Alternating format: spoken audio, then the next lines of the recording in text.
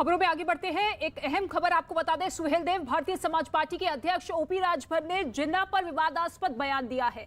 उन्होंने कहा है कि अगर 1947 में आजादी के वक्त जिन्ना को देश का प्रधानमंत्री बना दिया जाता तो आज देश का बंटवारा नहीं होता। ओपी राजभर की तरफ से यह विवादास्पद बयान दिया गया, जिसमें साफ तौर पर यह कहा गया कि अगर प्रधानमंत्री जिन्ना होते तो शायद देश का बंटवारा नहीं होता। और ओपी राजभर जो कि लगातार इस तरीके के बयान देते हुए नजर आते हैं, विवादास्पद बयानों की वजह से सुर्खियों में रहते हैं। और एक बार फिर से जिन्ना को लेकर ये विवादास्पद बयान ओपी राजभर की तरफ से दिया गया है। यूं तो यूपी विधानसभा चुनाव के मद्देनजर ओपी राजभर तमाम जिलों में जाकर अपनी पार्टी का प्रचार प्रसार कर रहे हैं, लेकिन इस बीच ये जुबानी जंग भी देखने को मिल रही है और इस बीच विवादास्पद बयान। देश के पहले प्रधानमंत्री जिन्ना को बना दिया गया होता तो भारत का बंटवारा ही नहीं होता। मतलब आप इस बात से सहमत हैं उनकी बातों से? जिन्ना को देश का प्रधानमंत्री ही लोग बना दिए होते। इस बात को आडवाणी जी के विचार को पढ़िए, अटल जी के विचार को पढ़िए, जो देश के शुभचिंतक हैं उनके विचार को पढ़िए, वो क्यों उनकी तारीफ करते थे। और इस वक्त बीजेपी नेता मोहसिन रजा जी हमारे साथ मौजूद है। रजा साहब, आप कैसे देखते हैं इस बयान को, क्योंकि लगातार जब भी चुनाव होते हैं तो जिन्ना का जिक्र जरूर होता है और इस बीच ओपी राजभर की तरफ से ये बयान। ये साफ हो गया कि इनकी विचारधारा विभाजनकारी विचारधारा है, इसीलिए जिन्ना को ये लोग बार बार अपना कहीं ना कहीं हीरो मानने की बात कर रहे हैं, क्योंकि ये लोग उस विचारधारा में बिल्कुल पूरी तरीके से सहमत हैं कि विभाजनकारी के साथ खड़े दिखाई दे रहे हैं। चाहे समाजवादी पार्टी हो, ओम प्रकाश राजभर हो, ये सारे के सारे, और बड़ा देश के लोगों को लिए एक खतरा पैदा हो रहा है कि ये कोई विभाजन की कोई नई और सियासत तो नहीं जन्म लेने जा रही है इन लोगों की विचारधारा। और जिस तरह के इनके बयान आ रहे हैं, ये वाकई में देश के लोगों को चिंतित कर रहे हैं कि आप आज कह रहे हैं कि साहब वो हीरो थे। अखंड भारत की विचारधारा के मंच पर आपने विभाजनकारी की तारीफ करी और आज भी जस्टिफाई करने को तैयार हैं, और बार बार जस्टिफिकेशन ये बताता है कि ये विभाजन की एक और साजिश का हिस्सा तो नहीं बन रहा है कहीं। जी, लेकिन रजा साहब, क्या चुनाव के वक्त नफरत की जुबान बोलना या नफरत फैलाना इतना ज्यादा जरूरी हो जाता है कि विवादास्पद बयान दिया जाए? क्या वाकई आपको लगता है कि राजनीतिक पार्टियों को अब अपने गिरेबान में झांकने की जरूरत नहीं है कि मूलभूत मुद्दों पर बातचीत कीजिए? देखिए, ये मूलभूत मुद्दों पर क्या बात करेंगे, क्या विकास पर बात करेंगे? जिनकी पार्टी की स्थापना, समाजवादी पार्टी की स्थापना ही आपने देखा किस बात पर हुई थी, कार सेवकों की हत्या हुई, उसके बाद समाजवादी पार्टी की स्थापना की गई। तो जहां पर आस्था की हत्या की जाए, श्रद्धालुओं की हत्या की जाए, इंसानों की हत्या की जाए और उस पर पार्टी बनाई जाए, तो उस पार्टी से आप क्या उम्मीद करिएगा, उसकी क्या विचारधारा हो सकती है? तो ये साफ है। और उनके साथ अगर ओम प्रकाश राजभर जा रहे हैं तो जाहिर सी बात है सबकी विचारधारा एक ही है इन लोगों की। हमारी विचारधारा देश हित में है, जनहित में है। आपको लगता है कि इस बयान के जरिए सीधे तौर पर प्रधानमंत्री नरेंद्र मोदी पर हमला है ओपी राजभर का? देखिए, क्या वो हमला करेंगे? हम अखंड भारत की विचारधारा की सरकार चला रहे हैं आदरणीय मोदी जी के नेतृत्व में, और आज देश का गौरव और सम्मान बढ़ा है माननीय मोदी जी के नेतृत्व में।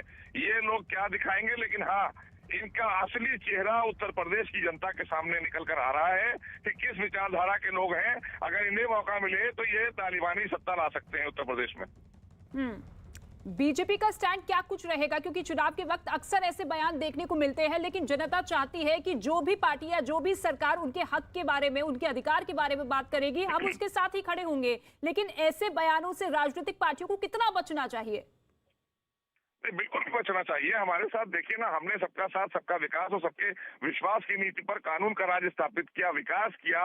कोरोना काल में हमने जिस तरह से करोड़ों करोड़ लोगों को, उत्तर प्रदेश के 15 करोड़ लोगों को राशन पहुंचाने का काम किया, कोरोना से बचाने का काम किया आदरणीय योगी जी की सरकार ने, और देश में यशस्वी प्रधानमंत्री ने 80 करोड़ लोगों को राशन देने का काम किया। तो हमारी जनता के हितों को लेकर हमारी जो कहना चाहिए सत्ता हमारे लिए सेवा का माध्यम है, इनके लिए मेवा खाने का माध्यम होता है सत्ता। इसीलिए ये तुष्टीकरण और संप्रदायवाद की राजनीति करते हैं।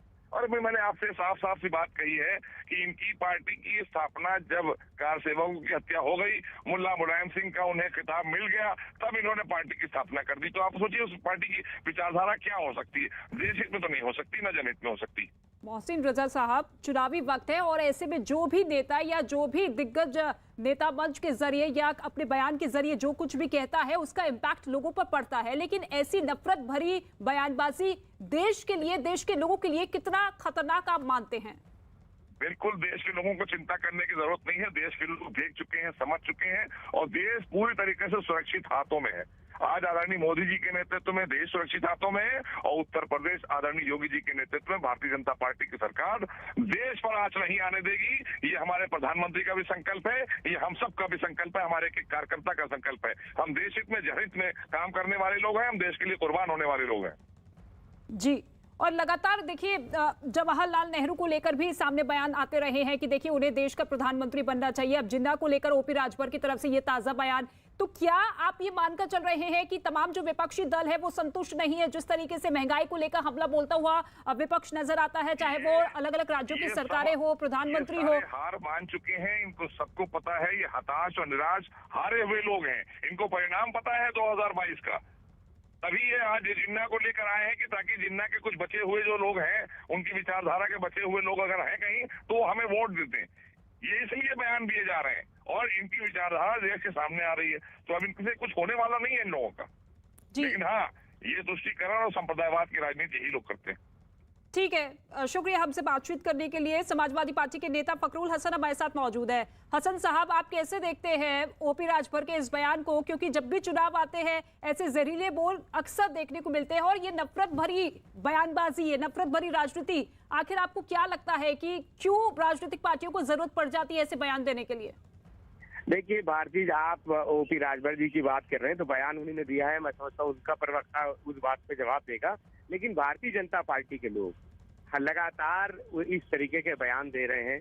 जिन्ना पे बात करके हिंदू और मुसलमान को बांटना चाहते हैं, लेकिन जिन्ना जी की जो फोटो आपके संसद भवन में लगी है उसको पहले नहीं हटाने की सोचते हैं कि आखिर अगर कहीं सफाई करनी है हम सब कहते हैं, समाजवादी लोग तो कहते हैं आप हटा दीजिए जिन्ना की तस्वीर, क्यों संसद भवन में लगाएं? 7 साल हो गए आप ओपी राजभर के इस बयान को जायज मानते हैं, आप सही मानते हैं?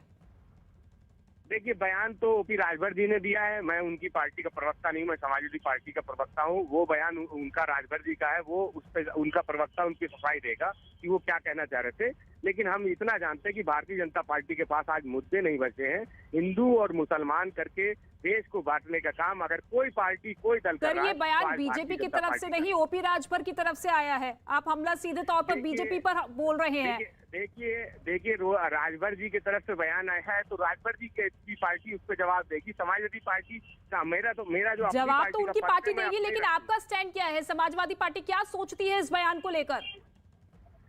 देखिए मैं फिर बार कह रहा हूँ कि समाजवादी पार्टी हिंदू और मुसलमान की राजनीति नहीं करती है। आज महंगाई मुद्दा है, आज किसान मुद्दा है, आज उस पर बात नहीं हो रही। भारतीय जनता पार्टी चाहती है कि जिन्ना पे, पाकिस्तान पे, हिंदू पे और मुसलमान पे वार्ता हो, उस पे डिबेट चली जाए, उस पे वार्ता हो, उस पे बहस हो।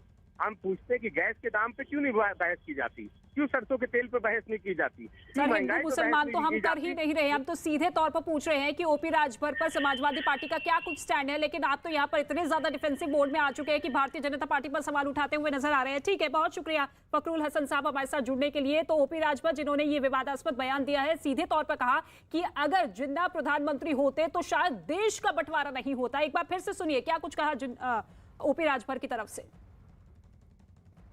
देश के पहले प्रधानमंत्री जिन्ना को बना दिया गया होता तो भारत का बंटवारा ही नहीं होता। मतलब आप इस बात से सहमत हैं उनकी बातों से? जिन्ना को देश का प्रधानमंत्री ही लोग बना दिए होते। इस बात को आडवाणी जी के विचार को पढ़िए, अटल जी के विचार को पढ़िए, जो देश के शुभचिंतक हैं उनके विचार को पढ़िए, वो क्यों उनकी तारीफ करते थे। तो ये जिन्ना राग अलापते हुए ओपी राजभर नजर आ रहे हैं। हालांकि यूपी में विधानसभा चुनाव होने हैं और ऐसे में तमाम विपक्षी दल जो है लामबंद होता हुआ नजर आ रहा है। लेकिन इसी कड़ी में जिन्ना को लेकर ऐसा बयान दे दिया है कि अगर वो प्रधानमंत्री होते तो शायद 1947 में देश का बंटवारा नहीं होता है। लेकिन अब जब समाजवादी पार्टी के जो नेता हमारे साथ मौजूद थे, उनका साफ तौर पे कहना है कि देखिए भारतीय जनता पार्टी की ये नीति रही है, रीत रही है।